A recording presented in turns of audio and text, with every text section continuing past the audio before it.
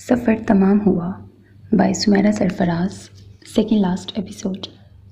اپنی ٹیم کے ساتھ سائٹ پر مختلف امور طے کرتے انہیں شام ہو گئی تھی.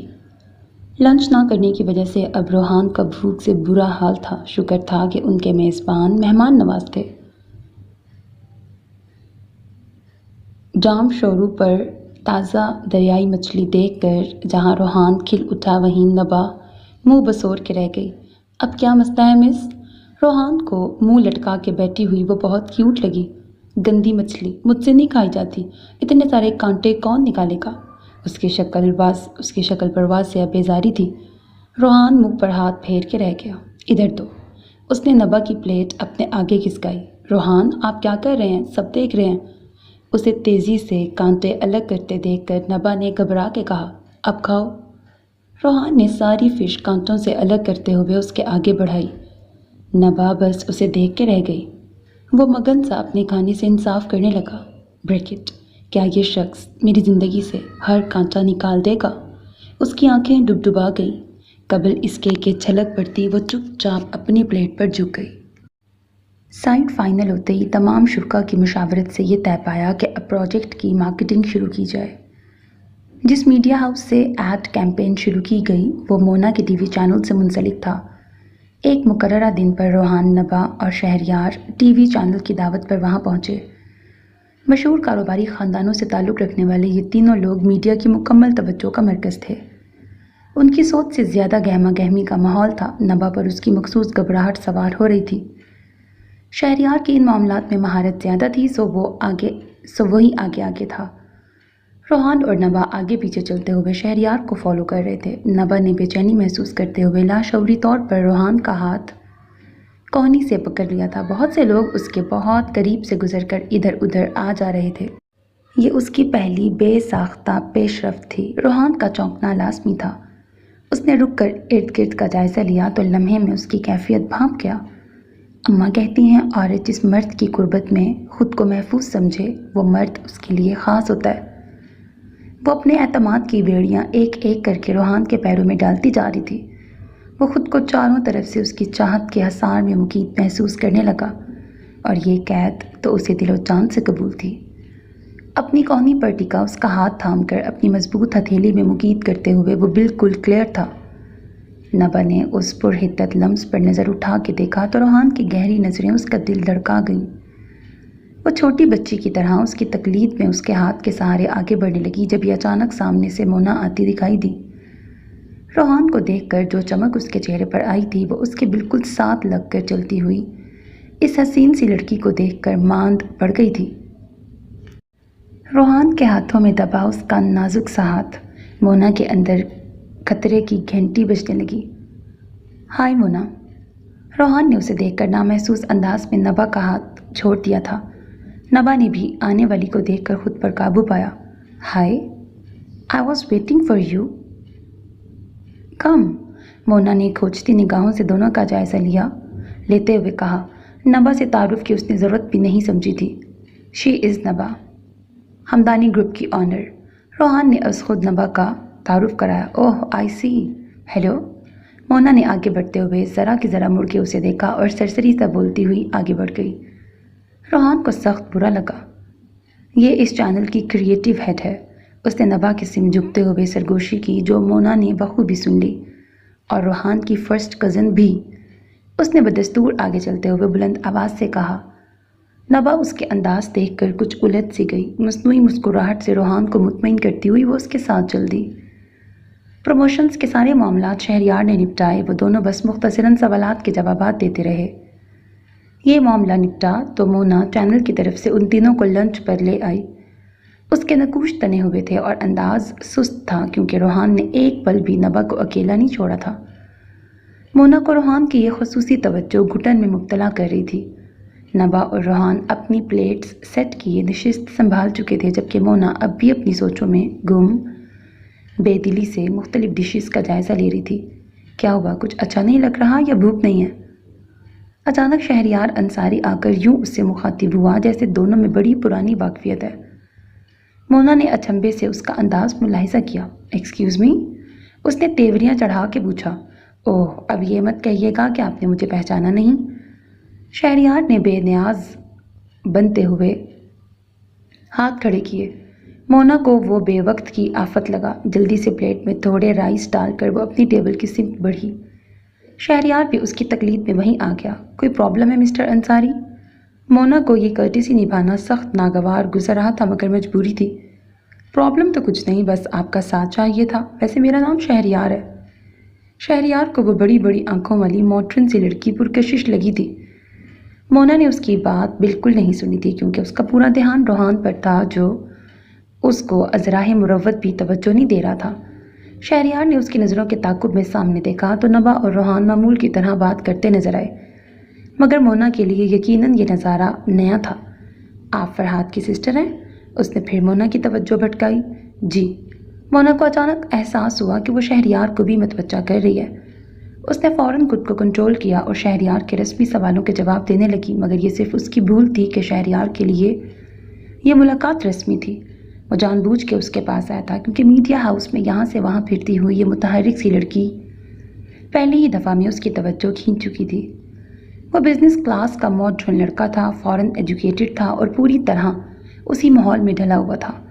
اسے اپنے لیے ایسا ہی لائف پارٹنر چاہیے تھا جو اس کے ساتھ ہم قدم ہو سکے۔ سو مونا میں اس کی دلچسپی غیر معمولی نہیں تھی، مگر مونا اپنی ادھیڑ بن میں اس کے کسی انداز پہ غور نہیں کر پائی تھی۔ آج واپسی کے سفر پر خاموشی درمیان تھی کیونکہ دونوں فریق اپنی دھڑکنوں سے ہم کلام تھے۔ نبا ایک طرف روحان کا ساتھ پا کر خوش تھی تو دوسری طرف مونا کی چھپتی نظریں اسے ایک نئی فکر میں مبتلا کر رہی تھیں۔ ادھر روحان کے گرد محبت کا روشن حالہ تعمیر ہو رہا تھا۔ اس نے مونا کو اگنور کر کے بیک وقت اس کی بدتمیزی اور نبا کی اہمیت دونوں کو واضح کیا تھا۔ آج وہ معمول سے جلدی گھر آ گئی تو راستہ کو تشویش ہوئی۔ وہ اپنے آپ میں مکن سست روی سے چلتی ہوئی سیدھا اوپر کی طرف بڑھنے لگی۔ روز والا ہنگامہ اور شور شرابہ مفقود تھا۔ آج جلدی آ گئی؟ طبیعت ٹھیک ہے تمہاری؟ راستہ اس کے پیچھے ہی سیڑھیوں تک آ گئی۔ جی ہاں، کچھ پلان نہیں تھا، آج تو آ گئی۔ مونا نے چونک کر انہیں دیکھا اور لہجہ سرسری بناتے ہوئے جواب دیا۔ اچھا، لنچ کرو گی یا چائے بنواؤں؟ راستہ نے اس کی گم گم کیفیت نوٹ کر لی تھی۔ چائے ٹھیک ہے، اور کچھ کھانے کو بھی۔ اسے بھوک تو لگ رہی تھی کیونکہ اس شہریار انصاری کی وجہ سے اس نے کھانا بھی نہیں کھایا تھا۔ اوپر سے روحان کی بے نیازی نے سارا موڈ ہی غارت کر دیا تھا اور نبا کو دیکھ کر تو اسے خود کو سنبھالنا مشکل ہو گیا تھا۔ وہ حیران تھی کہ آخر کب اور کہاں یہ کم عمر سی لڑکی روحان سے ٹکرا گئی تھی اور اس کے لیے اتنی خاص ہو گئی تھی کہ اسے ارد گرد بھی کسی کا ہوش نہیں رہا تھا۔ وہ سیدھے سیدھے مونا کو انسلٹ کر رہا تھا کہ اس نے مونا کا تعارف تک اپنے حقیقی رشتے کی حیثیت سے نہ کروایا تھا۔ ماما کی باتوں سے کئی بار اسے اشارہ ملا کہ وہ روحان کو اس کے لیے پسند کرتی ہیں اور وہ ماموں کو بھی کئی بار ذو معنی انداز میں یہ بات جتا چکی تھی، اور خود اسے بھی روحان ہر لحاظ سے پسند تھا۔ وہ اس کی دسترس سے دور بھی نہیں تھا۔ اپنے بارے میں اسے یقین تھا کہ وہ کبھی بھی ٹھکرائی نہیں جا سکتی۔ اس کی شخصیت میں وہ تمام گن تھے جو ہائی کلاس سوسائٹی میں موو کرنے کے لیے درکار ہوتے ہیں۔ پھر کیا وجہ تھی کہ روحان نے اسے تو کبھی اتنی اہمیت نہیں دی تھی جتنی اس کنفیوز سی لڑکی کو دے رہا تھا، جس کا حلیہ تک مڈل کلاس لڑکیوں جیسا تھا۔ وہ جذباتیت کی عمر میں بھی نہیں تھی جو روحان سے براہ راست سوال کرنے کھڑی ہو جاتی۔ اسے یہ کام تھرو پراپر چینل کرنا تھا۔ بہت دن ہو گئے آپ ماموں کی طرف نہیں گئیں۔ وہ فریش ہو کر آئی تو ماما چائے سرو کیے اسی کی منتظر تھی۔ فرحاد اور پاپا گھر پہ نہیں تھے، سو اس وقت وہ دونوں اکیلی تھی۔ چائے کا کپ اپنی سائڈ پہ رکھتے ہوئے اس نے ماما سے سوال کیا۔ وہ موبائل پہ مصروف تھیں۔ اس کی بات سن کے مسکرائیں۔ ہاں، بس بھائی جان سے ہر 2 دن بعد فون پہ بات ہو جاتی ہے، تو جانے کا پروگرام ہی نہیں بنتا۔ پھر تم سب بھی مصروف رہتے ہو اب۔ وہ یوں تو گھر پر ہی رہتی تھی مگر سابق گورنمنٹ آفیسر کی بیوی ہونے کے ناطے انہوں نے اپنے ارد گرد بہت سی سوشل ایکٹیویٹیز پھیلا رکھی تھیں۔ ان کے بچے بچپن سے اپنے ماں باپ کی مصروفیات کے عادی تھے اور اب وہ سب بھی اسی طرح اپنے گرد ایک سماجی حلقہ ترتیب دے چکے تھے جو انہیں مصروف رکھتا تھا۔ روحان کی فیملی کی طرح کوئی گھریلو ماحول یہاں نہیں پایا جاتا تھا۔ چلیں پھر آج کل میں چلتے ہیں، مجھے بھی بہت دن ہو گئے ان سے ملے ہوئے۔ مونا نے ٹی وی آن کرتے ہوئے ارادہ ظاہر کیا۔ کیا بات ہے، تم کچھ ٹینس لگ رہی ہو؟ راستہ نے پھر اسے ٹٹولا۔ آج روحان کے ساتھ میٹنگ میں ایک لڑکی آئی تھی، کافی قریب تھے دونوں۔ اس نے ہار مانتے ہوئے کہہ دیا۔ راستہ چونک گئی۔ قریب مطلب اتنے قریب کہ روحان نے اسے یہ بتانا ضروری نہیں سمجھا کہ میں اس کی کزن ہوں۔ قریب اتنا کہ اس نے مجھ سے 2 باتیں کرنا ضروری نہیں سمجھا۔ وہ سارا وقت اسی لڑکی کے ساتھ مصروف رہا، مجھے دیکھا تک نہیں۔ وہ پھٹ پڑی تھی۔ راستہ کو بیٹی کا دھواں دھواں ہوتا چہرہ تڑپا گیا۔ ٹو ہیل ود ہر، میں کل ہی بھائی جان سے بات کرتی ہوں۔ کوئی لڑکی کتنی بھی خاص ہو مگر تم سے بہتر کوئی نہیں ہو سکتی، اور بھائی جان میری بات کبھی رد نہیں کریں گے۔ ان کے لفظوں نے مونا کے جلتے دل پر ٹھنڈے پانی کے چھینٹے ڈالے۔ اس کے ماتھے کے بالوں میں کچھ کمی آ گئی، مگر بہرحال روحان نبا میں انوالو تھا، یہ احساس اسے جلائے جا رہا تھا۔ 2 دن بعد ان کی پھر میٹنگ تھی۔ مونا آفس جانے کے لیے تیار ہو رہی تھی جب ماما اس کے روم میں آئیں۔ کسی سے گھبرانے کی ضرورت نہیں، تم روحان کے ارد گرد ہی رہو، باقی مجھ پہ چھوڑ دو۔ وہ سر ہلاتی ہوئی اپنی تیاری کو فائنل ٹچ دینے لگی۔ اوہ گاڈ، یہ بھی ابھی ہونا تھا۔ وہ آفس کے کچھ لیگل پیپرز کی وجہ سے ویسے ہی لیٹ ہو گئی تھی، اور ابھی یہ ٹائر پنچر۔ وقت گزرتا جا رہا تھا اور وہ اس رہائشی علاقے کی اندرونی گلیوں میں پھنسی ہوئی تھی۔ صبح کا وقت تھا اور گلی میں سناٹا بھی تھا۔ کوئی مکینک تو دور کی بات، کوئی گروسری شاپ تک نہیں تھی۔ وہ اپنے کولیگ عمران کا نمبر ڈائل کر رہی تھی تاکہ اسے اپنی صورتحال سے آگاہ کر سکے، مگر وہ فون نہیں اٹھا رہا تھا۔ مونا سخت بے بسی کے عالم میں کھڑی کسی معجزے کی دعا کر رہی تھی کہ اچانک گلی کے کارنر پر بنی شاندار سی کوٹھی کا بھاری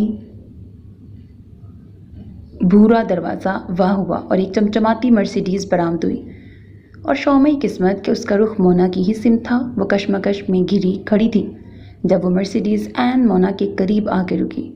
اینی پرابلم مس؟ شیشے کے پیچھے سے جو صورت برآمد ہوئی وہ یقیناً آخری تھی جس کا مونا گمان کر سکتی تھی۔ مسٹر انصاری آپ؟ حیرت کی زیادتی سے اس کی آواز دب گئی تھی۔ شہریار نکھرا ستھرا سا اس کے سامنے تھا۔ اس کی حیران صورت دیکھ کر دھیمی مسکراہٹ اس کے لبوں پہ رینگ گئی۔ کم ان؟ اس نے ایک نظر میں مونا کا مسئلہ بھانپ لیا تھا۔ مونا اس کے ٹھاٹھ دیکھ کر مروب سی ہوتی چپ چاپ اس کے فرنٹ سیٹ پہ بیٹھ گئی۔ گاڑی میں امپورٹڈ ایئر فریشنر کی خوشبو بسی ہوئی تھی۔ خود شہریار وائٹ شرٹ پر رائل بلو پینٹ پہنے خوشبوؤں میں بسا جچ رہا تھا۔ تازہ شیو کی نلاہٹیں اس کے گورے رنگ پر انوکھا تاثر بکھیر رہی تھی۔ چمکدار براؤن آنکھیں زندگی سے بھرپور تھیں اور بے سبب مسکراتے لب بڑے پر اسرار سے تھے۔ مونا نے پہلی بار اسے اس قدر توجہ سے دیکھا تھا۔ وہ بلا شبہ بے حد وجیح تھا۔ اس کا نیلا کوٹ پچھلی سیٹ پہ ہینگ تھا۔ آئی ایم سوری، میری کار کا ٹائر پنچر ہو گیا، آپ کو بلا وجہ زحمت ہوئی۔ وہ خلاف عادت بے حد انکساری سے مخاطب ہوئی۔ شہریار کی مسکراہٹ کچھ اور گہری ہو گئی۔ پھر تو آپ کی کار کے ٹائر کا شکریہ ادا کرنا چاہیے۔ جی؟ مونا کچھ سمجھتی نہ سمجھتی بس یہی کہہ سکی۔ آپ یہیں رہتی ہیں؟ شہریار نے موضوع بدلا تو مونا کچھ ریلیکس ہوئی۔ کچھ آفس کا فاصلہ طویل تھا، کچھ ٹریفک نے مدد دی، مگر اسے آج اس لڑکی کے ساتھ کچھ پل مل گئے تھے جو پچھلے 2 دن سے اس کے دل کے دروازے پہ دستک دے رہی تھی۔ براؤن بلاؤز سٹائل شرٹ پر فیروزی اور براؤن کمبینیشن کا لانگ سکرٹ پہنے، گلے میں ریشمی سٹولو اور چمکدار شولڈر کٹ بالوں کو کندھوں پر بکھرائے وہ خاصی توجہ کھینچ رہی تھی۔ اوپر سے اس کا چہرہ مناسب میک اپ اور پر اعتماد انداز میں گردن اٹھائے بات کرتی وہ مخاطب کو یوں بھی ڈھیر کر دیتی تھی۔ بڑی بڑی بادامی آنکھوں کو بر وقت گفتگو کرنا خوب آتا تھا۔ شہریار کو اس کا ہر انداز چونکاتا تھا۔ Okay Mona, see you in the meeting today, اور اگر واپسی پر آپ برا نہ مانیں تو آئی کین ڈراپ یو۔ وہ اسے آفس کے سامنے اتارتا ہوا سحر پھونک کر غائب ہو گیا تھا، مگر مونا کی سوچوں پر اپنا پہرا چھوڑ گیا تھا۔ وہ ایک ٹرانس کی کیفیت میں گھری اس کی پرکشش شخصیت اور مسکراتی آنکھوں کے حصار میں قید ہو گئی تھی۔ آج شام کو آفس آورز کے بعد اس کے چینل کی روحان اور اس کے پارٹنرز کے ساتھ میٹنگ تھی۔ باس نے اس کی روحان کے ساتھ رشتہ داری کی وجہ سے اسے ہر جگہ آگے رکھا ہوا تھا۔ ظاہر ہے حسن ابدانی سے رشتہ داری کو ان سب نے ہر جگہ کیش کروایا تھا، مگر آج میٹنگ میں جاتے وقت اس کے ذہن میں دوسرا حوالہ بھی خاصا مضبوط تھا، اور وہ تھا شہریار انصاری سے آشنائی کا۔ اس کے قدم پہلے سے زیادہ مضبوط تھے۔ میٹنگ میں سب سے پہلے پہنچنے والا بھی شہریار تھا۔ مونا کو دیکھ کر ایک گہری شناسائی اس کی آنکھوں میں ابھری تھی، ساتھ ساتھ لب بھی مسکرا اٹھے تھے۔ مونا کو نامعلوم سی حیا نے آ لیا۔ اپنی اس نویلی سی کیفیت سے پیچھا چھڑاتے ہوئے اس نے خود کو مصروف ظاہر کرنا شروع کر دیا۔ اسے احساس بھی نہیں تھا کہ اس نے آج روحان کے بارے میں ذرا بھی نہیں سوچا تھا، اور نہ ہی اب تک اسے روحان کی غیر موجودگی محسوس ہوئی تھی۔ میٹنگ شروع ہو کے ختم بھی ہو گئی تھی، مگر روحان اور نبا نہیں آئے تھے۔ مونا کو زیادہ سوچنے کا موقع نہیں ملا کیونکہ شہریار نے اسے واپسی کی آفر کر دی تھی۔ ایک کپ کافی اگر اعتراض نہ ہو تو؟ وہ ابھی شہریار کے اس التفات کی وجہ نہیں سمجھ پائی تھی کہ اس نے گاڑی روکتے ہوئے مونا سے کہا۔ اسے یہ توجہ یوں بھی اچھی لگ رہی تھی کہ ایک امیر زادہ اسے اتنی اہمیت دے رہا ہے۔ اس نے رسمی مسکراہٹ کے ساتھ گردن ہلا دی۔ شہریار کو اس کا یہی اعتماد اچھا لگتا تھا۔ دونوں آگے پیچھے اس خوبصورت کافی شاپ میں داخل ہوئے۔ مونا نے یہ جگہ کبھی نہیں دیکھی تھی۔ روحان کیوں نہیں آیا آج؟ اس نے یوں ہی شہریار سے پوچھ لیا کہ بہرحال اسے یہ خود بُدھ ضرور تھی۔ شہریار پہلے چونکا پھر مسکرایا۔ ہاں، آج اس کی کچھ میٹنگز تھیں آفس میں، اس لیے آج وہ نہیں آ سکا۔ اور یہ بات سچ بھی تھی۔ آج کی میٹنگ صرف شہریار کو ہی اٹینڈ کرنی تھی۔ نبا کے بھی سیمسٹر ایگزامز شروع ہو گئے تھے۔ مونا نے مزید کچھ نہ پوچھا۔ اسے شہریار کی کمپنی اچھی لگ رہی تھی۔ یہی تو وہ چاہتی تھی، ایک امیر زادہ جو اس کا سٹینڈرڈ بدل دے۔ وہ شہریار کو بالکل کسی شک میں نہیں ڈالنا چاہتی تھی۔ بہرحال وہ روحان کے مقابلے پر ایک اچھا آپشن تھا۔ اگر روحان اس سے شادی کے لیے انکار کر دیتا تب بھی وہ سیف تھی۔ شہریار اس کے دماغ میں پکتی کھچڑی سے انجان نرم احساسات میں گھرا بہت خوش تھا۔ اکیڈمی کی ریسیپشنسٹ سمیرہ کی شادی ہونے والی تھی، لہٰذا اس نے جاب سے ریزائن کر دیا تھا۔ وہ 3 سال سے اس جاب پر تھی، لہٰذا ایک فطری انسیت سبھی کو اس سے ہو گئی تھی۔ حمزہ کی تجویز پر آج وہ لوگ سمیرہ کو فیئرویل دینے کے لیے اس بیچ فیسنگ ریسٹورنٹ میں اکٹھے ہوئے تھے۔ روحان نے نبا کو بھی انوائٹ کر لیا تھا۔ بھائی چکر کیا ہے یہ؟ کبھی اسے لیے ساحل کے کنارے بیٹھے ہوتے ہیں، کبھی پارٹی میں تنہائی ڈھونڈتے ہو۔ حمزہ اور شہریار روحان کو چھیڑنے میں مصروف تھے۔ نبا سامنے سمیرہ اور دوسری سٹاف ممبران کے ساتھ بیٹھی باتیں کر رہی تھی۔ روحان ہنسنے لگا۔ اس کی نبا میں بڑھتی دلچسپی کب کسی سے ڈھکی چھپی تھی۔ اب تو پھولوں کے تبادلے بھی ہو گئے۔ حمزہ نے شہریار کو آنکھ ماری۔ تم لوگ میری جاسوسیاں کرتے پھرتے ہو؟ روحان نے مصنوعی غصے سے ان دونوں کو آنکھیں دکھائیں۔ اچھا یہ بتا، اس طرف بھی معاملہ ایسا ہی ہے کیا؟ شہریار نے سنجیدہ ہوتے ہوئے پوچھا۔ مجھے لگتا ہے۔ روحان نے سامنے کسی کی بات پہ مسکراتی نبا کو دیکھ کے کہا۔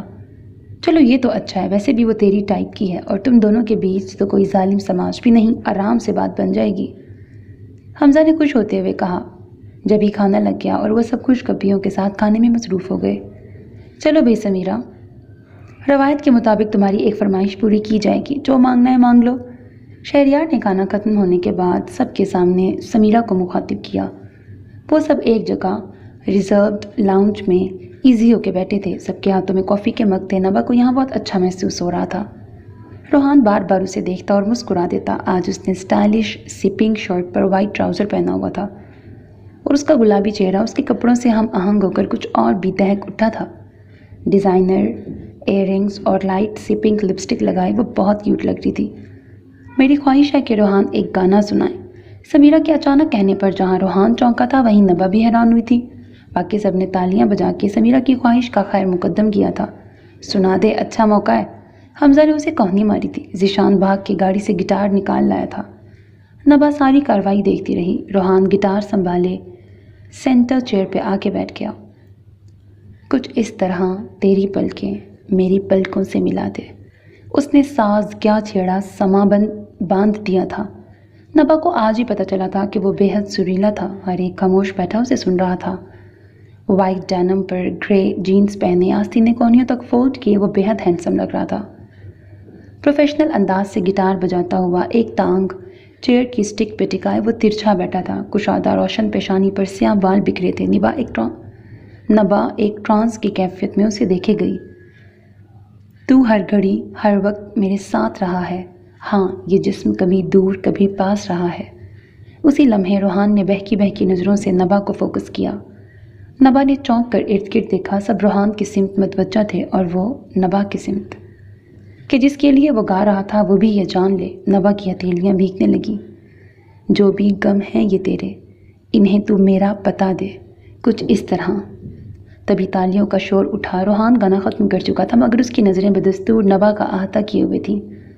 لمحے کی بات تھی، وہ اٹھ کر متوازن چال چلتا ہوا اس کے سامنے آ کے رکا اور گھٹنوں کے بل بیٹھ کر اس کا ہاتھ تھام کر بولا، ول یو میری می؟ نبا شوق میں آ گئی تھی۔ اوہ! ہر طرف ایک معنی خیز شور ابھرا۔ منظر کچھ سے کچھ ہو گیا تھا۔ نبا کی آنکھیں لبالب بھر گئیں۔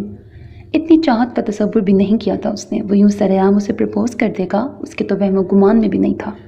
کم آن نبا، سمیرہ نے اس کا حوصلہ بڑھایا۔ وہ سب اسی آزاد خیال ماحول کے پرورتا تھے، سبھی ایکسائٹیڈ ہو گئے تھے۔ مس، آئی ایم ویٹنگ۔ روحان نے اس کا تھاما ہوا ہاتھ ہلایا۔ روحان پلیز۔ اس نے آہستگی سے ہاتھ چھڑایا اور بھاگتی ہوئی وہاں سے نکل گئی۔ روحان ایک لمحے کے لیے حیران ہوا، پھر فوراً اس کے پیچھے لپکا۔ باقی سب سوالیہ انداز میں ایک دوسرے کی طرف دیکھنے لگے۔ It's okay guys, let them be. Shehryar نے ماحول کو نارمل کیا اور میوزک لگا دیا، پھر سب مگن ہو گئے۔ نبا باہر گاڑی کے پاس کھڑی رو رہی تھی۔ وہ آہستہ سے جا کر اس کے پیچھے کھڑا ہو گیا۔ آئی ایم سوری، میں نے اس طرح اچانک کہہ دیا، مگر یہ سچ ہے۔ شاید میں نے تھوڑا جلدی کہہ دیا، مگر میں تمہیں کھونا نہیں چاہتا۔ وہ نرم لہجے میں اپنے جذبات اس پہ عیاں کر رہا تھا۔ نبا کے رونے میں اور شدت آ گئی تو آخر وہ لمحہ آ گیا تھا، اسے اب اس خواب سے باہر نکلنا ہی تھا۔ نبا، تم رو کیوں رہی ہو؟ کیا تمہیں اچھا نہیں لگا؟ مجھے لگتا تھا کہ تم بھی… روحان نے اسے کوہنی سے پکڑ کے اپنی طرف موڑا تھا۔ بے تحاشا رونے سے اس کی آنکھیں سرخ ہو گئی تھیں۔ پلیز آپ مجھے گھر چھوڑ دیں، وہ بس اسی قدر کہہ سکی۔ اوکے۔ روحان کے دل پر اوس پڑنے لگی۔ وہ خاموشی سے آ کر ڈرائیونگ سیٹ پہ بیٹھ گیا اور پہلی مرتبہ وہ دونوں ساتھ بیٹھے اجنبیوں کی طرح سفر کرنے لگے۔ اسے ہمدانی ولاس کی گیٹ پہ اتار کر وہ بھی گھر لوٹ گیا تھا۔ وہ نہیں جانتی تھی کہ وہ کیوں رو رہی ہے۔ اسے تو خوش ہونا چاہیے تھا کہ آج روحان نے اس کے اور اپنے انکہے جسموں کو معتبر کر دیا تھا۔ ساری دنیا کو بتا دیا تھا کہ وہ اس کے ساتھ کا خواہاں ہے۔ جس محبت اور توجہ کے لیے وہ ترستی رہی تھی، وہ اسے اس ایک شخص کے ساتھ سے مل گئی تھی، مگر نہیں۔ حقیقت تو یہی تھی کہ اسے اس شخص کی محبت مل سکتی تھی، ساتھ نہیں۔ وہ چاہ کر بھی اس کے پرپوزل کا مثبت جواب نہیں دے سکتی تھی کہ وہ اندیکھی زنجیروں میں جکڑی تھی۔ اس نے دکھی دل سے ایک بد دعا کسی کے نام کی تھی، کاش تم مر جاؤ۔ یہی وہ وقت تھا جس سے ممانی اسے ڈرایا کرتی تھی۔ اب وہ آخر کیا جواب دے گی روحان کو؟ نبا کو اس کی سرد اور مایوس نگاہیں یاد آئیں تو دل کٹ سا گیا۔ اپنے دل کو خوش کرنے کے چکر میں وہ اس معصوم انسان کے دل سے کھیل گئی تھی، اور اب جب کہ اسے اپنے قدم واپس موڑنے تھے تو اسے لگ رہا تھا کہ وہ برف کے مجسمے میں ڈھل گئی تھی، جو پگھل تو سکتا تھا مگر اپنی جگہ سے ہل نہیں سکتا تھا۔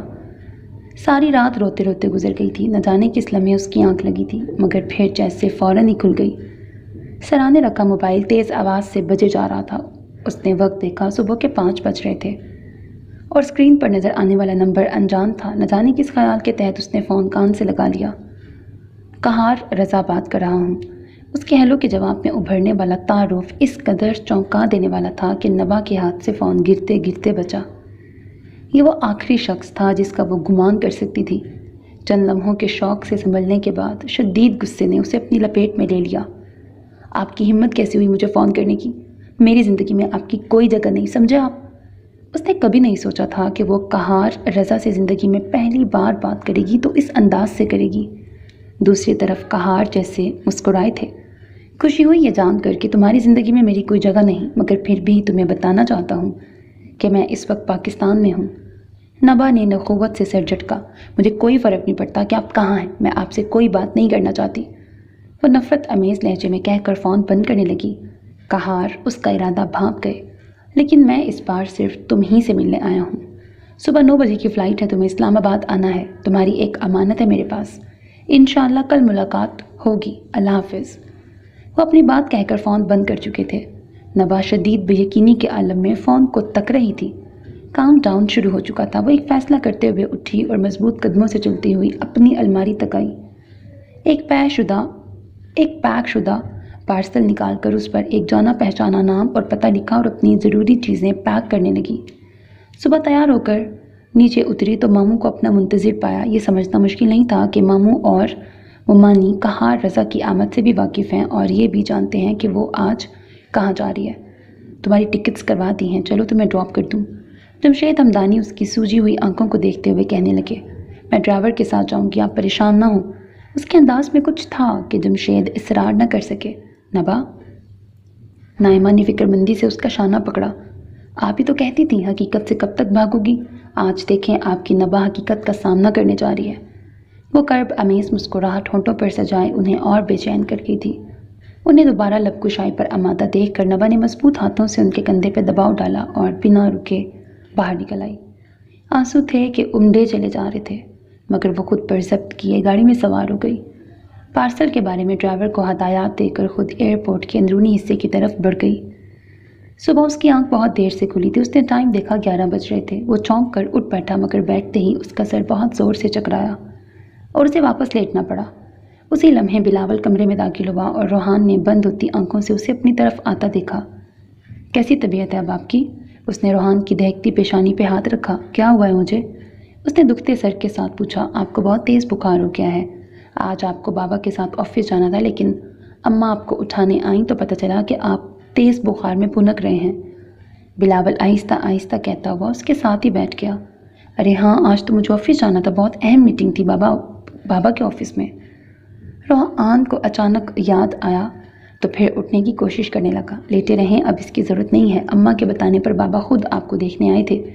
بلاول نے اسے نئی خبر سنائی۔ بابا آئے تھے میرے روم میں؟ مگر مجھے کیوں پتہ نہیں چلا؟ اسے واقعی کچھ یاد نہیں آیا تھا۔ اس کے حساب سے تو وہ ابھی ہی اٹھا تھا۔ ہاں، کیونکہ آپ پہ تیز ٹمپریچر کی وجہ سے غنودگی طاری تھی اور آپ مسلسل کچھ بولے جا رہے تھے۔ بلاول کے کہنے پر روحان چونک گیا۔ کیا کہہ رہا تھا میں؟ کہیں بابا نے کچھ سن تو نہیں لیا؟ اسے فکر لاحق ہو گئی۔ وہ رات تک نبا کے بارے میں ہی سوچتا رہا تھا۔ اسی الجھن میں اس کی آنکھ لگی تھی، کہیں وہ یہی سب تو نہیں دوہرا رہا تھا؟ اور اگر یہ سب بابا نے سن لیا تو؟ اسے ڈر لگنے لگا۔ اس کے دل کی بات کس کس انداز میں لوگوں تک پہنچی تھی۔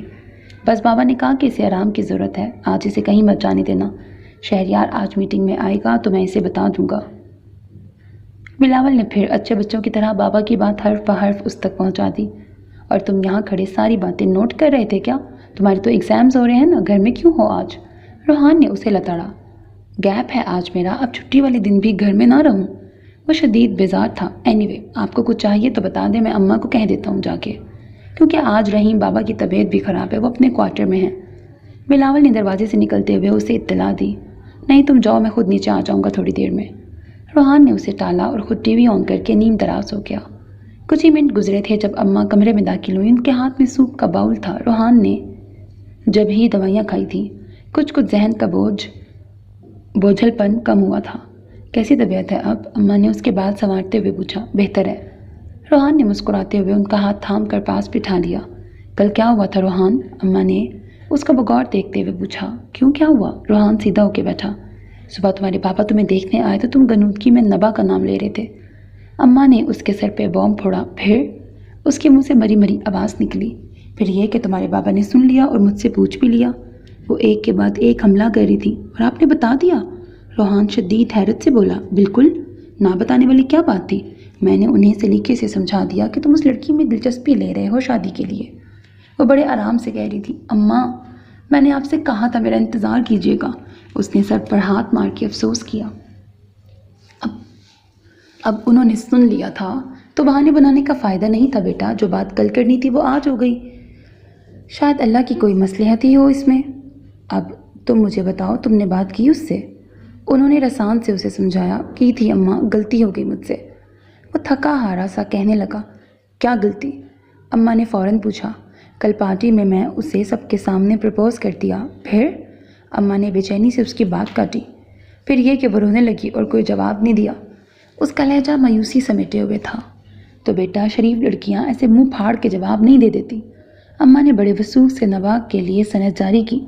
آپ کو بڑا پتہ ہے شریف لڑکی کا؟ روحان شرارت سے کہنے لگا۔ مجھے یہ پتہ ہے کہ میرا بیٹا کسی ایسی ویسی بے باک لڑکی کو پسند نہیں کر سکتا۔ انہوں نے فخریہ انداز میں اس کی طرف دیکھا۔ روحان کی اداسی چھٹنے لگی۔ مگر اماں، وہ رو کیوں رہی تھی؟ اس نے مجھے بتایا بھی نہیں۔ اسے رات سے یہی فکر کھائے جا رہی تھی۔ بن ماں باپ کی بچی ہے، ہو سکتا ہے دل بھر آیا ہو۔ اسے وقت تو خود ہی بتا دے گی، نہیں تو ہم پرپوزل دے دیتے ہیں تمہارا۔ اماں نے اسے چھیڑا۔ روحان مسکرانے لگا۔ بڑی جلدی ہے آپ کو؟ اب جلدی تو کرنی پڑے گی، میرا بیٹا نیند میں بھی اماں کی جگہ نبا پکار رہا ہے۔ اماں کی بات پر روحان کا کہا چھوٹ گیا۔ وہ دونوں دیر تک اپنے ہی خیالوں کی باتیں کرتے رہے۔ ناسازی طبیعت کے باعث وہ اس دن گھر پر ہی رہا تھا۔ اماں کے ساتھ بہت اچھا وقت گزار رہا تھا۔ دل کی بات ان سے کہہ کر اور ان کی رضامندی پا کر وہ بہت خوش تھا۔ دونوں مل کے پلاننگ کر رہے تھے کہ کس طرح جمشید انکل سے اس بارے میں بات کی جائے۔ اماں کا موقف تھا کہ شادی فوراً ہو جائے، کیونکہ نیہا یہیں پر تھی۔ اس کی موجودگی میں ہی یہ خوشی مکمل ہو جاتی تو اچھا تھا۔ اماں کا بس چلتا تو پہلی ہی فلائٹ میں شادی کی تاریخ مانگ لیتی، مگر اس میں دنیا بھی کوئی چیز تھی۔ روحان کل رات اپنے پرپوزل پر نبا کا ری ایکشن قصداً بلا چکا تھا۔ اماں کی باتوں سے وہ قائل ہو گیا تھا کہ واقعی وہ اس اچانک افتاد پہ گھبرا گئی ہوگی، اور پھر اسے کون سا نبا کے لفظی اقرار کی ضرورت تھی؟ وہ مہینوں سے اس کے ساتھ تھی، وہ اس کا ہر انداز پہچانتا تھا، اس کی آنکھوں میں اپنے لیے چمکتی پسندیدگی وہ ہر روز دیکھتا تھا۔ کئی بار اپنی ذو معنی باتوں پر اس کا شرمانا اسے یاد تھا۔ وہ کیوں نا امید ہوتا؟ سو اماں کی ہدایت کے مطابق وہ دانستہ طور پر اس سے کوئی رابطہ نہیں کر رہا تھا۔ اپنے روم میں ٹی وی آن کیے وہ نیم دراز تھا۔ اماں ابھی اسے دوپہر کی خوراک کھلا کے کچھ دیر سستانے کے لیے اپنے روم میں گئی تھی۔ قریب تھا کہ وہ بھی دواؤں کے زیر اثر اونگنے لگتا جب یہ ملازم دروازہ کھٹکھٹا کر اندر داخل ہوا۔ روحان نے ابرو اچکا کر آنے کا مقصد پوچھا۔ جواباً اس نے ایک خاکی رنگ کا پیک ڈبہ اس کے سامنے رکھ دیا۔ کس نے دیا ہے یہ؟ روحان سیدھا ہو بیٹھا۔ بڑے صاحب کے دوست کا ڈرائیور دے گیا ہے آپ کے لیے، وہ مختصراً کہتا ہوا دروازے سے باہر نکل گیا۔ روحان نے کمبل پرے کرتے ہوئے ڈبہ اپنے نزدیک کھسکایا۔ اوپر ہی خوبصورت ہینڈ رائٹنگ میں اس کا نام جگمگا رہا تھا۔ وہ مسکرا دیا۔ لکھائی نبا کی تھی۔ کسی خوشکن احساس کے زیر اثر اس نے پیکنگ چاک کی۔ دھیمی دھیمی احساسات کو مہکاتی ایک انوکھی خوشبو نے اس کا استقبال کیا۔ میری زندگی میں ایک کتاب ہے، ایک چراغ ہے، ایک خواب ہے، اور تم ہو۔ سب سے اوپر گلابی رنگ کے کاغذ پر یہ الفاظ تحریر تھے۔ روحان کی گردش لہو تیز ہو گئی۔ کیا خوبصورت اقرار تھا۔ وہ بدستور مسکراتے ہوئے اگلی شے ٹٹولنے لگا۔ وہ ایک باسی گلاب کی کلی تھی، روحان کی ہی طرف سے دیا گیا پہلا پھول۔ اس نے احتیاط سے کلی باہر نکال کے رکھی۔ سفید رنگ کا چرمرایا ہوا ایک ٹیشو پیپر کلی کی ڈنڈی سے الجھا ہوا باہر آیا۔ روحان نے کھولا۔ روغن کے داغ اور ملی جلی کھانے کی خوشبوؤں میں بسا وہ ٹیشو پیپر روحان کا ہی استعمال شدہ تھا۔ پیپر کے وسط میں ہوٹل کا نام چھپا ہوا تھا۔ روحان کے احساسات عجیب ہونے لگے۔ یہ کیسی شکل تھی محبت کی؟ اگلی شے ایک شیشے کا گلاس تھا جس کے اندر روحان کی پسندیدہ کینڈیز کے ریپرز بھرے ہوئے تھے، جو وہ اکثر اپنی گاڑی میں رکھتا تھا اور کئی بار نبا کے ساتھ شیئر بھی کر چکا تھا۔ وہ کب کب اور کہاں کہاں سے اسے جمع کرتی رہی تھی۔ اس نے سارے ریپرز بیڈ پر ڈھیر کر دیے تو پتہ چلا کہ وہ گلاس بھی ایک یادگار تھا جس کی تہہ میں جمی ہوئی سافٹ ڈرنک کا رنگ چمک رہا تھا۔ جمشید انکل کے گھر کی پارٹی، ان دونوں کا لان میں ساتھ بیٹھ کے ڈرنک پینا، اور پھر او میرے خدا، یہ بے مول چیزیں میرے لیے تبرکات جیسی ہیں۔ ان کے بعد جو کچھ ہے وہ میرے وجود پر آپ کی چھاپ جیسا ہے جو میرے ساتھ ہی اس دنیا سے جائے گا۔ آپ کا دیکھنا، آپ کا بولنا، آپ کا ہنسنا، آپ کا چھونا، یہ میرے احساسات میں بسا ہے اور یہ میں آپ کو کبھی واپس نہیں کروں گی۔ روحان نے لرزتے ہاتھوں سے وہ اقرار نامہ واپس رکھا۔ اس کا دل عقیدت سے بھرنے لگا۔ وہ کبھی سوچ بھی نہیں سکتا تھا کہ وہ کم سن سی لڑکی اس سے ایسی داسیوں والی محبت کرتی ہوگی۔ وہ پھر ایک ایک شے کو اٹھا کے دیکھنے لگا۔ روحان کو اس کی محبت سے محبت ہونے لگی۔ وہ بے اختیار اس دشمن جاں کو فون کرنے کے لیے اپنا موبائل تلاش کرنے لگا، مگر اس کے ہاتھ کی ضرب سے خاکی ڈبہ کنکنانے لگا۔ اپنی دانست میں اس نے یہی سمجھا کہ ڈبہ خالی ہو چکا ہے، مگر اس میں اب بھی کچھ تھا۔ روحان نے فوراً ڈبہ پورا کھول دیا۔ جس کی تہہ میں رکھی سیاہ ڈائری اس کی توجہ فوراً کھینچ گئی۔ اس نے ڈائری اٹھائی تو اس کے نیچے اماں کا کنگن رکھا تھا جو انہوں نے اس دن نبا کو پہنایا تھا۔ روحان نے اچنبھے سے کنگن کو اٹھایا۔ یہ یہاں کیوں؟ اس نے کچھ نہ سمجھتے ہوئے ڈائری کھول لی۔ بختیار احمد کا تعلق اسلام آباد کی ایک تاجر فیملی سے تھا۔ کام کے سلسلے میں ان کا دوسرے شہروں میں آنا جانا لگا رہتا تھا۔ ایسی ہی ایک جگہ ان کی ملاقات آسمہ ہمدانی سے ہو گئی تھی جو کراچی کے نامور صنعت کار نعمت اللہ ہمدانی کی اکلوتی بیٹی تھیں۔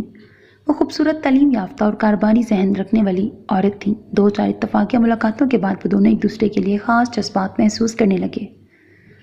نعمت اللہ ہمدانی اس وقت آسمہ کی شادی کرنے کا ارادہ نہیں رکھتے تھے، مگر آسمہ پر اس وقت محبت کا بھوت سوار تھا۔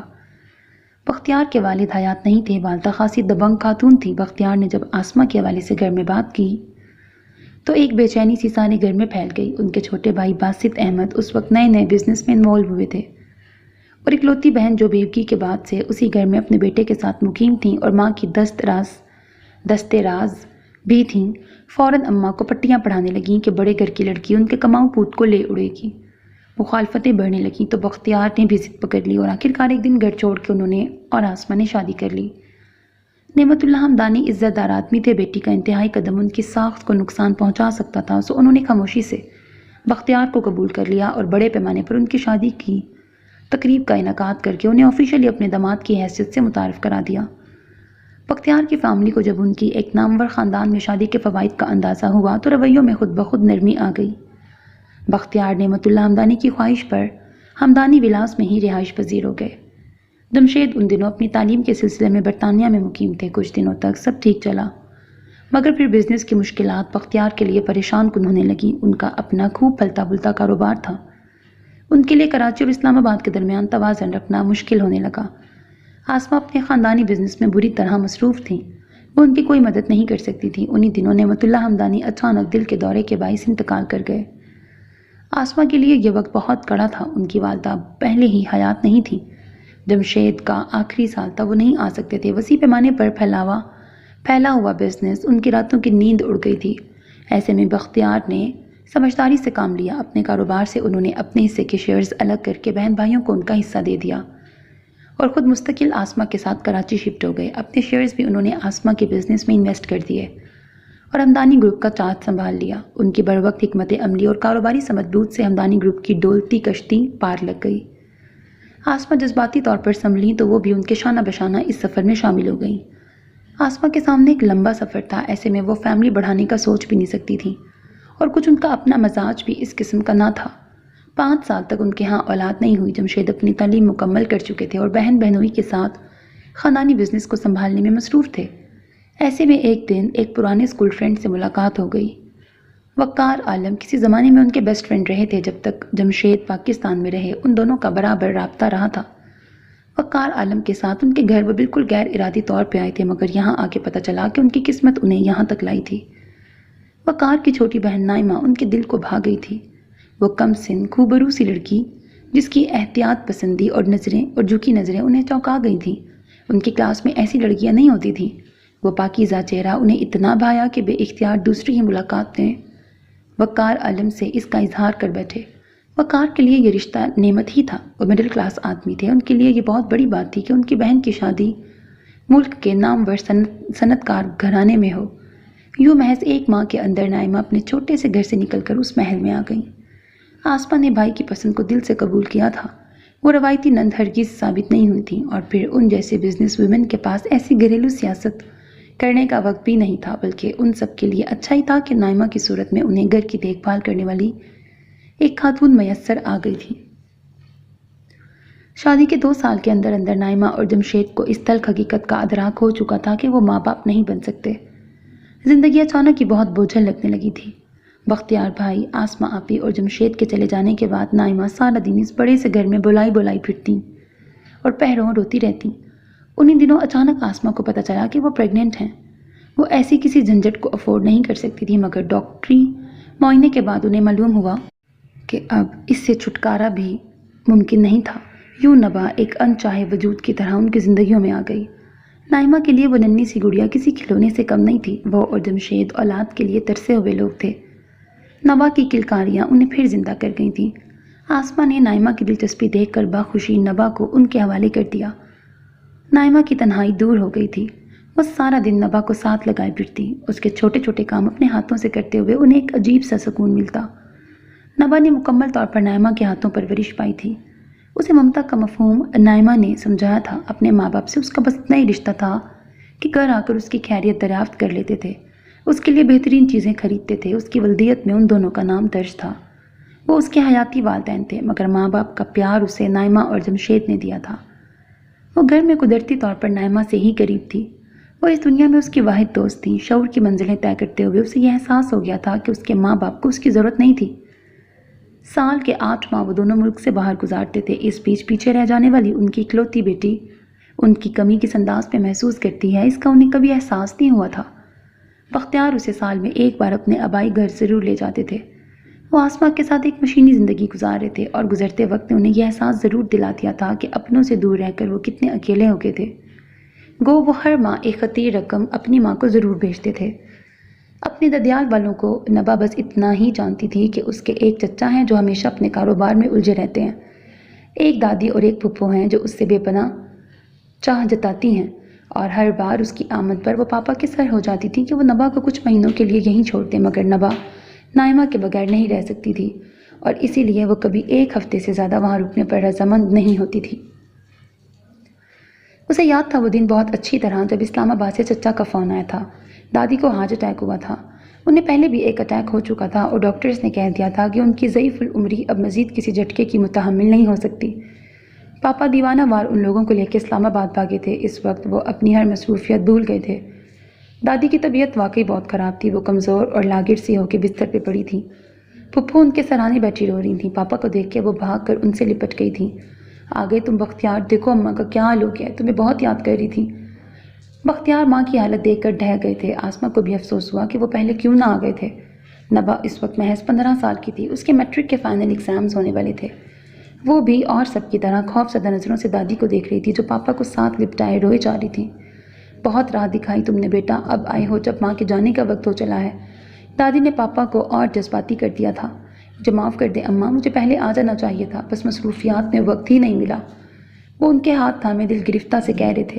تم کیسی ہو دلہن؟ دادی کا رخ اب آسمہ کی طرف ہو گیا تھا۔ جی میں ٹھیک ہوں، آپ کیسی ہیں اب؟ آسمہ نے بھی رسم نبھائی۔ اور میری چھوٹی سی گڑیا کہاں ہے؟ انہوں نے نبا کو تلاشنا چاہا تو بختیار نے فوراً پیچھے کھڑی نبا کا ہاتھ پکڑ کر ان کے سامنے کھڑا کر دیا۔ میری بچی۔ انہوں نے حسب عادت اسے ساتھ لپٹا لیا۔ چچا اور ان کی فیملی بھی اسی بڑے سے کمرے میں موجود تھی، مگر ان کے انداز میں ایک واضح سرد مہری تھی جسے بختیار ماں کی الجھن میں محسوس نہ کر سکے۔ السلام علیکم ماموں جان۔ اچانک بختیار کے آگے ایک ہاتھ آ کے رکا جسے انہوں نے فوراً تھام کر اوپر دیکھا۔ وہ کہار رضا تھے، ناصرہ پھپھو کے اکلوتے بیٹے۔ نبا نے بھی مڑ کر ان کی سمت دیکھا جو اب پاپا سے مصافحہ کر رہے تھے۔ آپ کیسی ہیں مومانی جان؟ اب وہ آسمہ کی سمت متوجہ تھے۔ سلجھے ہوئے بردبار سے کہار رضا اس گھر میں سب سے بڑے تھے۔ وہ اپنی تعلیم اور پھر جاب کے سلسلے میں کافی سالوں سے لندن میں مقیم تھے اور سال کے سال چھٹیوں میں گھر آتے تھے۔ وہ زیادہ باتیں نہیں کرتے تھے، مگر ان کا رویہ سب کے لیے ہمیشہ ایک شفقت لیے ہوئے ہوتا تھا۔ نبا سے ان کی بات چیت نہ ہونے کے برابر تھی، کیونکہ وہ بھی اور سب کی طرح ان سے سال میں ایک بار ہی ملتی تھی، اور کبھی کبھی اتنا بھی نہیں۔ وہ دن بختیار نے ماں کے سرانے بیٹھ کے گزارا تھا۔ انہیں اچانک احساس ہونے لگا کہ انہوں نے اپنی ماں کے خلاف جا کے آسمہ سے شادی کی اور اسی پر بس نہیں کیا تھا، بلکہ ہمیشہ کے لیے انہیں اکیلا چھوڑ کر اتنی دور جا بسے تھے۔ پھپھو نے بتایا تھا کہ باسط بھی پچھلے دنوں اپنی فیملی کو لے کے الگ ہو گیا تھا اور اماں نے اس کی بے رخی کو دل پہ لے لیا تھا، جس کے باعث ان کی طبیعت خراب ہوئی تھی۔ وہ اپنی ماں کو خرچے کے لیے ایک پائی نہیں دیتے تھے اور بختیار کے بھیجے گئے پیسوں پر ہی ان کا گزارا تھا۔ یہ باتیں بختیار کے دل کو موم کرتی چلی گئیں۔ وہ سنجیدگی سے ماں کو اپنے ساتھ لے جانے کے بارے میں سوچنے لگے۔ وہ ساری رات انہوں نے آنکھوں میں کاٹی۔ اگلی صبح جب وہ ماں کے پاس پہنچے تو انہوں نے ایک عجیب خواہش کا اظہار کر دیا۔ بختیار، تم تو کبھی میرے پاس رہے نہیں، مگر میں چاہتی ہوں کہ تمہاری اولاد کو اپنے پاس ہمیشہ کے لیے رکھ لوں۔ وہ ان کا ہاتھ تھامے بھیگے لہجے میں کہہ رہی تھیں۔ نبا آپ کا خون ہے اماں، آپ جب تک چاہیں اسے اپنے پاس رکھ لیں۔ انہوں نے مسکراتے ہوئے آسمہ کی طرف تائیدی نظروں سے دیکھا جو ناسمجھی سے انہیں دیکھ رہی تھی۔ نہیں تم سمجھے نہیں، میں چاہتی ہوں نبا اس گھر میں بیٹی نہیں بہو بن کے آئے۔ میں کہار کے لیے تم سے نبا کا ہاتھ مانگتی ہوں۔ وہ اطمینان سے کہتی ہوئی بختیار کا منہ دیکھنے لگی جو کبھی انہیں تو کبھی آسمہ کو دیکھ رہے تھے۔ آسمہ کو اس اچانک خواہش کا مطلب سمجھ نہیں آ رہا تھا۔ ظاہر ہے نبا بھی بہت چھوٹی تھی، وہ ایسا کچھ سوچنا بھی نہیں چاہتی تھی، لیکن اماں نبا کہار اور اس کی عمر میں بہت فرق ہے۔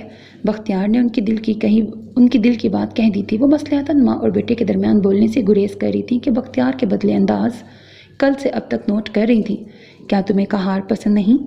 ناصرہ پھپھو نے کمرے میں داخل ہوتے ہوئے پوچھا تھا، جس کا مطلب تھا کہ ان کی بھی یہی مرضی تھی۔ وہ بات نہیں ہے آپا، مگر وہ تذبذب میں پڑ گئے تھے کہ کہار میں کوئی خرابی نہیں تھی، مگر وہ ابھی اس بارے میں سوچنا نہیں چاہتے تھے۔ نبا بہت معصوم تھی، مگر یہ کہ اب تم بہت بڑے آدمی ہو گئے ہو، غریب بہن سے رشتہ جوڑتے تمہیں شرم آئے گی۔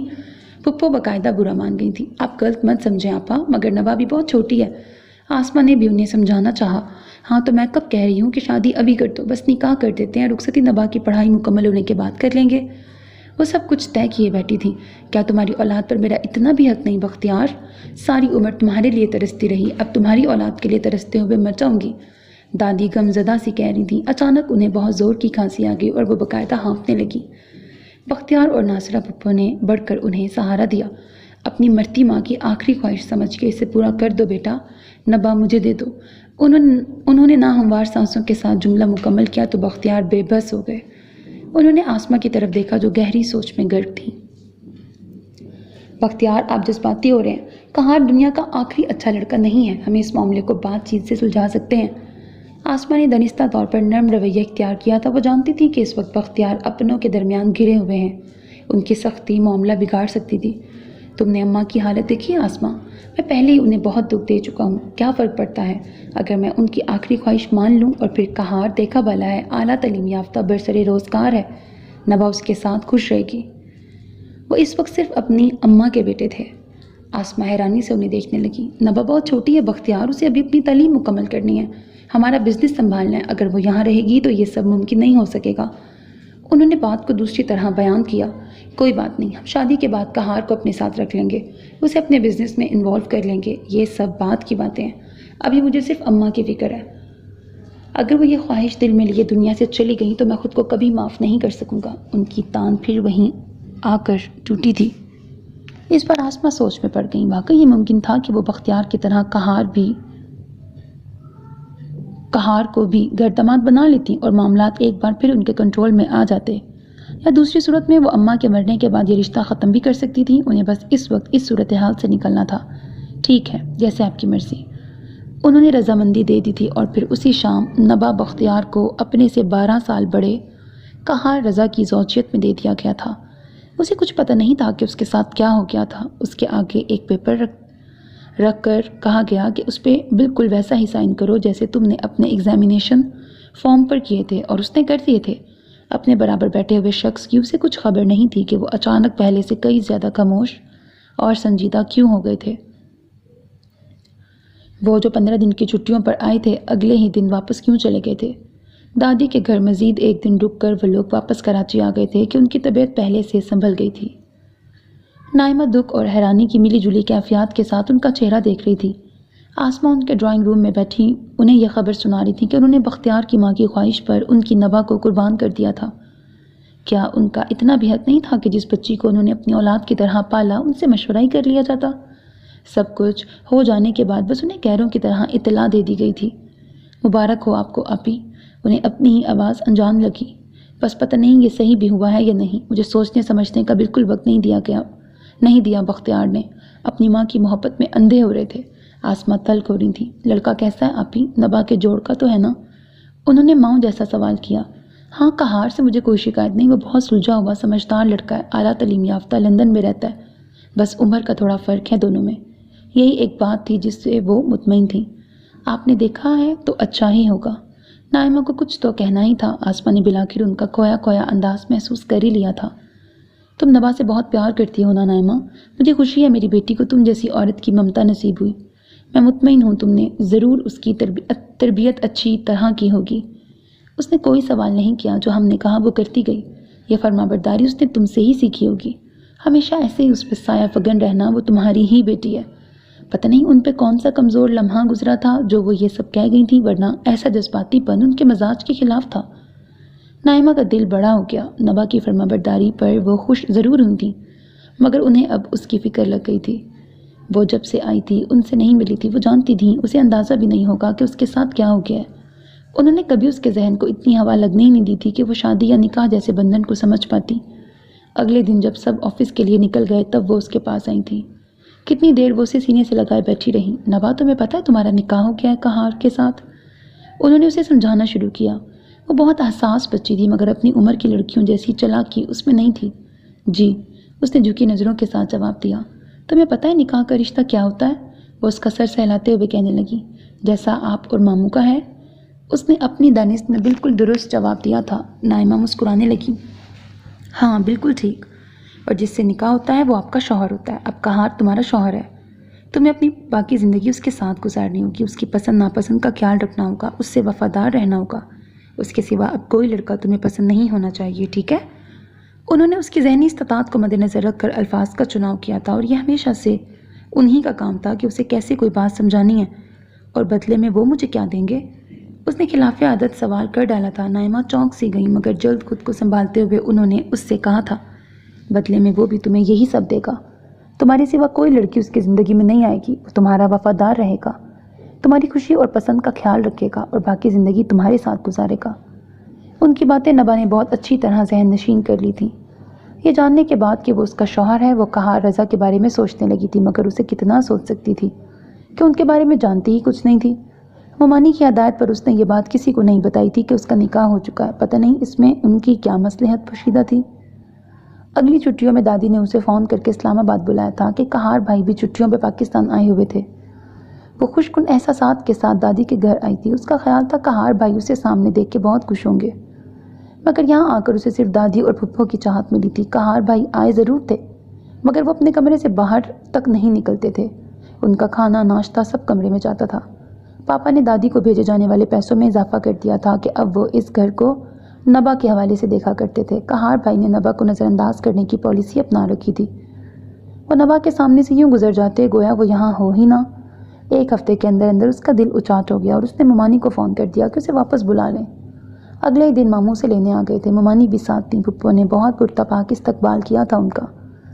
نبا نے فون کیا تھا کہ اسے واپس آنا ہے تو ہم آ گئے۔ ممانی نے کہتے ہوئے نبا کو ساتھ ہی بٹھا لیا۔ تم نے فون کیا تھا؟ پھپھو اس بات سے انجان تھیں۔ جی وہ میرا کالج سٹارٹ ہونے والا ہے، اس نے نظریں جھکاتے ہوئے جواب دیا تھا۔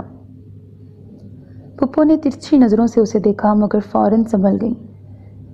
کتنا کٹی کٹی اور خاموش بھی تو رہتی ہے یہ، ذرا سب میں گلے ملے تو اس کا دل بھی لگے۔ وہ ممانی سے کہہ رہی تھی بس یہ شروع سے ایسی ہی ہے، کوئی بہن بھائی بھی تو نہیں ہے، باتیں کس سے کرنا سیکھے۔ ممانی انہیں جواب ضرور دے رہی تھی مگر نبا کا بجھا بجھا انداز انہیں کچھ اور ہی کہانی سنا رہا تھا۔ چلو بیٹی جیسی تمہاری مرضی، یہاں تمہارے گھر جیسا آرام بھی تو نہیں ملتا ہوگا نا تمہیں۔ انہوں نے نبا کو ساتھ لپٹاتے ہوئے مایوس کن لہجے میں کہا، ارے نہیں آپ ایسی باتیں نہ کریں، ہماری نبا ایسی نہیں ہے، بس بچی ہے، پھر آ جائے گی۔ ماموں نے طریقے سے بات سنبھالی اور باہر کی طرف قدم بڑھا دیے۔ اسی لمحے کہار رضا داخلی دروازے سے آتے دکھائی دیے۔ ماموں کو رکنا پڑا۔ وہ لمبے قد اور مناسب جسامت کے مالک عام سے نقوش والے نوجوان تھے مگر ان کی شخصیت میں ایک رعب تھا، ایک محسوس کی جانے والی بردباری ان کے ہر انداز سے ظاہر ہوتی تھی۔ السلام علیکم۔ انہوں نے بڑھ کر ماموں سے مصافحہ کیا۔ ماموں خواہ رعب میں آ گئے۔ کیسے ہیں آپ لوگ؟ اب وہ ممانی سے مخاطب تھے۔ نبا ان کے بدلے ہوئے انداز کو دیکھے گئی۔ اس کے سامنے آتے ہی یہ مسکراہٹ بھی سمٹ جاتی تھی اور یہ زبان بھی تالو سے جا لگتی تھی۔ کیا وہ اتنی بری تھی کہ وہ اسے ایک نظر مسکرا کے بھی نہیں دیکھتے تھے؟ اس نے نکاح سے پہلے ہمیشہ ان کا ایسا ہی مشفق اور نرم انداز گفتگو دیکھا تھا۔ یہ اچانک تبدیلی اسے بہت محسوس ہوئی تھی۔ نائمہ اور جمشید ہمدانی کہار سے مل کے خوش ہوئے تھے، پھر نبا کی اداسی انہیں سمجھ میں نہیں آ رہی تھی۔ بہرحال وہ سب سے مل کے واپس آ گئے تھے۔ کہار اچھا لگا مجھے، نائمہ نبا سے کہہ رہی تھی۔ وہ دونوں اس کے روم میں بیٹھی پھپھو کی دی ہوئی چیزیں دیکھ رہی تھیں جو انہوں نے چلتے وقت نبا کے حوالے کی تھی۔ نبا ان کے کہار کے متعلق تبصرے پر خاموش رہی۔ تمہیں کہار پسند آیا نبا؟ انہوں نے اس سے پوچھا۔ وہ بدستور خاموش رہی۔ نبا نائمہ نے اس کا کندھا ہلایا تو وہ جیسے کسی سوچ سے چونکی۔ جی تمہیں کہار پسند آیا؟ انہوں نے سنبھلتے ہوئے اس سے پوچھا۔ ممانی آپ تو کہتی تھیں کہ انہیں میرے سوا کوئی اور لڑکی پسند نہیں ہونی چاہیے، مگر انہیں تو میں بھی پسند نہیں ہوں۔ مجھ سے بات تک نہیں کرتے، میری طرف دیکھتے تک نہیں، وہ اداسی سے کہہ رہی تھی۔ نائمہ اس کا معصوم سا روپ دیکھتی رہی۔ وہ کہار کی بے توجہی کو محسوس کر رہی تھی۔ دیکھو نبا وہ تم سے تھوڑا بڑا ہے اور تھوڑا میچور بھی، تو ہو سکتا ہے وہ پسند نہ کرتا ہو یہ سب، اور پھر تم ابھی بہت چھوٹی ہو۔ یہ سب باتیں سوچ کے خود کو پریشان مت کرو چندہ، ابھی بہت وقت پڑا ہے ان سب باتوں کے لیے۔